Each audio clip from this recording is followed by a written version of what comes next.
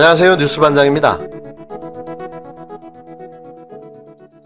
김봉현 씨의 위증과 명예훼손적 발언, 진술, 악의적인 가짜 뉴스로 인해서 저는 명예에 심대한 훼손을 당했고, 국민들은 혼란스러워하고 있고, 야당은 이걸 정치 공세로 몰아붙이고 있습니다. 이걸 바로 잡겠습니다. 조금만 들여다보면 청와대에서 한두 푼도 아닌 5천만 원을 받는다.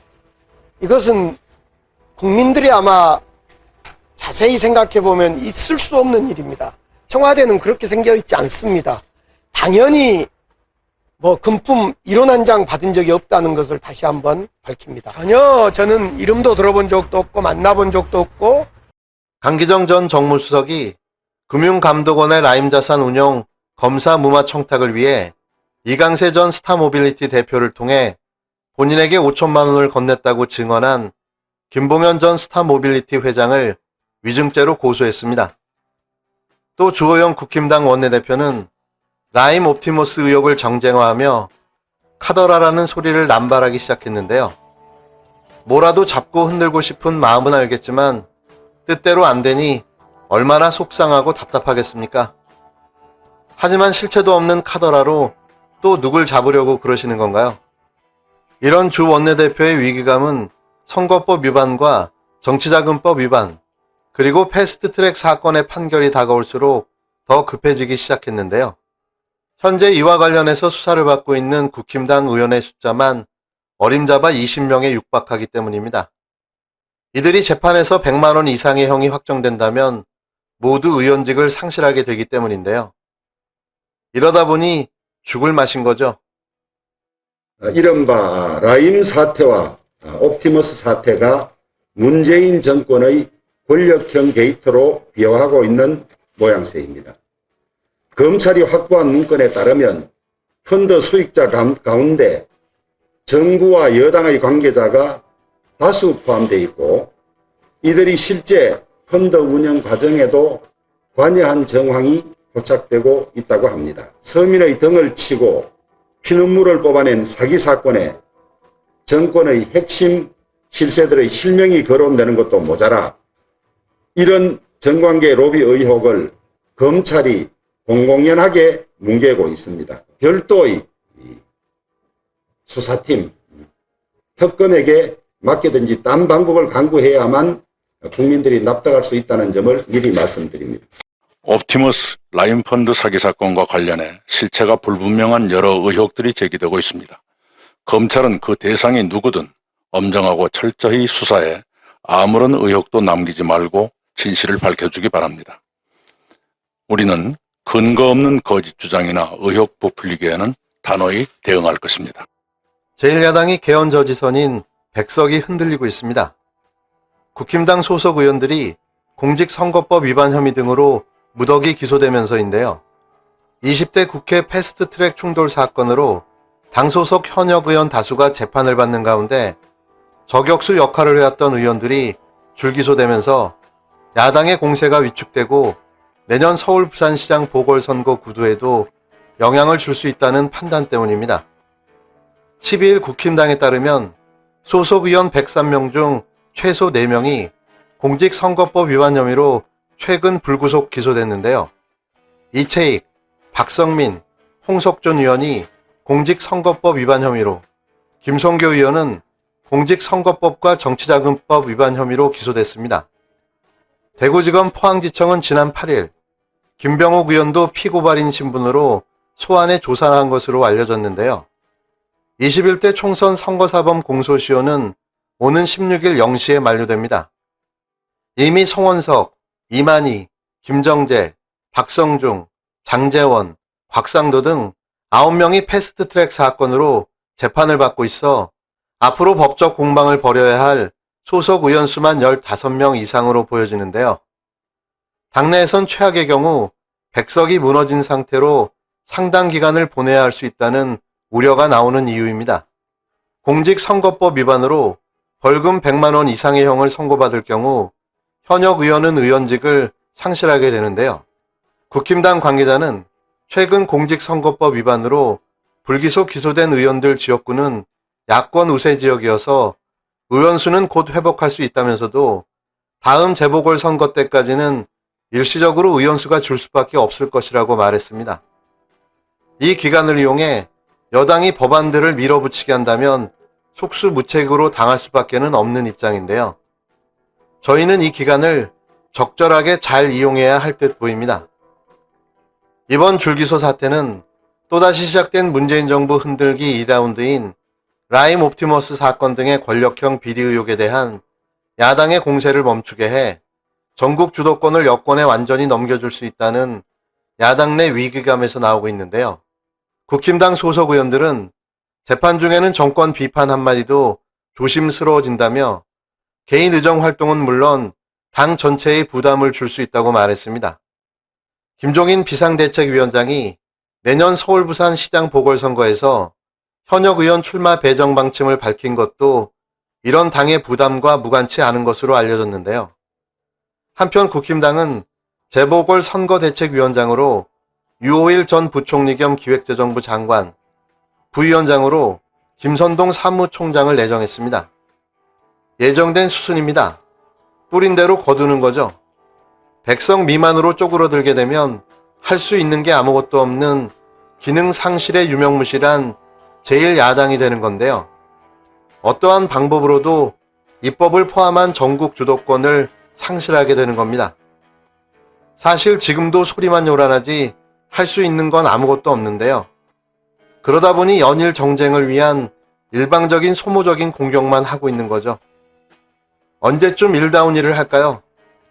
이번 21대 국회가 정말 그들에게 마지막이 되었으면 하는 바람입니다. 법무부 국정감사가 언쟁 끝에 중지됐습니다. 국힘당은 더불어민주당 의원이 발언 도중에 끼어들었다고 불만을 표했고 여당 의원 역시 일부 야당 의원의 반말 등 태도를 지적했는데요. 그냥 깔끔하게 정리하면 이 모든 게 장제원 때문입니다. 12일 국회에서 열린 법무부 국정감사는 지난 8일 이강섭 법제처장의 50억 원대 부동산 소유 의혹과 관련한 자료 제출 여부로 시작부터 실랑이를 벌였는데요. 김도읍 국힘당 의원은 이 처장이 지난 국감 때 자료 제출을 약속했다고 독촉했고 범여권인 김진애 열린민주당 의원은 국감장에서 이런 식으로 자료 제출을 요구하는 것은 바람직하지 않다며 인사혁신처나 청와대를 통해 제출받으라고 말했습니다. 가까스로 시작된 오전 질의는 첫 야당 질의자인 전해주 국힘당 의원이 마이크를 잡으면서 아수라장으로 흘렀는데요. 전 의원은 추 장관 아들 서모 씨의 군휴가 미복귀 의혹과 관련해 추 장관이 거짓말을 했다고 쏘아붙였습니다. 질문의 취지는요. 네. 보좌관과 연락할 시간이 없었다, 경황이 없었다, 보좌관과 연락한 적이 없다. 분명히 대정부질부터 말씀을 하셨는데 이 카톡 내용은 보좌관과 연락을 주고 받으셨기 때문에 그 발언의 진실성 이거에 대해서 여쭤본 것이고요. 이것이 사실이 아니기 때문에 이 부분에 대한 사과 요청을 드리는 것입니다. 어떠십니까? 제가 그 카톡에 이런 문자가 있다는 것은 이 휴대폰이 포렌식이 돼서 나와서 아는 것일 뿐이고 그걸 기억하지 못합니다. 예, 그걸 기억하지 보면 못한다고 그걸 하고 또 뒤에 보시면 맥락을 다 보시면 아들이랑 연락을 취해 주세요 돼 있지 보좌관 예. 보고 제가 지시한 게 아니잖아요. 제가 지시를 했었다면 단문자에서 지시 이행했습니다. 이렇게 문자가 와야 되겠죠. 그러나 그게 아니고 알겠습니다. 스스로 예. 한 번 더 연장해 달라고 요청을 했다. 이렇게 답하니까 제가 지시를 한 것이 아니라는 걸 도로 명확하게 알 수 있는 문자들이죠. 장관님, 지금 네. 여기는 진실의 자리이지 해명의 자리가 아닙니다. 장관님 네, 말씀의 진실의 취지는 자리죠. 예, 그러나 왜곡의 자리도 아닙니다. 그 전에 대정부 질문에 대해서는 전혀 허위 발언한 바가 없다. 장관의 반복해서 정식성은, 예. 부정한 청탁이나 지시와 관련한 그런 것이 없다를 명확하게 말씀을 예. 드렸습니다. 하지만 추 장관은 보좌관과 지난 2017년 6월 이뤄진 메시지 내용이 오히려 자신이 압력을 넣지 않았다는 취지의 답을 내놨다며 보좌관에게 전화번호를 전달했다고 되어 있는데 지원 장교님이라고 되어 있다면서 아마 지시 차원에서 전달했다면 번호가 지원 장교, 대위라고 되어 있겠지 님자는 없을 것이라고 말했는데요. 그러면서 보좌관한테 지시한 게 아니라며 보좌관이 스스로 한 번 더 연장해달라고 요청해 놓은 상황이라는 답이 나온다. 제가 지시를 안 했다는 것을 도로 완벽하게 알 수 있는 문장이라고 덧붙였습니다. 이후 전 의원은 서씨를 두고 군무 이탈 사건이라고 지칭했고 추 장관은 군무 이탈 사건이 아니다라고 소리를 높였는데요. 이 야당 의원이 추미애 장관의 의혹에 대해 질문하고 있는데 몇 명입니까 지금? 예? 정말 이름을 내가 거론하기 위해서 보겠지만 김남국이 너무 심한 거 아닙니까? 말끝마다 개입해가지고 추미애 장관 답변을 왜 자기가 합니까? 그러니까 지금 서로 끼어들고 있는데 그걸 어떻게 일일이 다 첫 저희 상임위에서 정책 현안 질의를 했을 때 정말 많은 정책 질의를 해야 된다라고 생각을 하고 많은 것들을 준비를 했습니다. 그런데 야당에서는 처음부터 추미애 장관과 관련된 이 사건만 지금까지 계속 정쟁만을 일삼아 왔습니다. 왜 본인은 예의 지키지 않으면서 남한테 예의를 지키냐고 물어보십니까? 왜 반말하면서 왜 다른 사람 우리 민생을 챙기면서 그런 국회 좀 만들어 주십시오. 그만 좀 하십시오. 지난번에 안 했어요? 안 했는데? 자, 잠깐만요.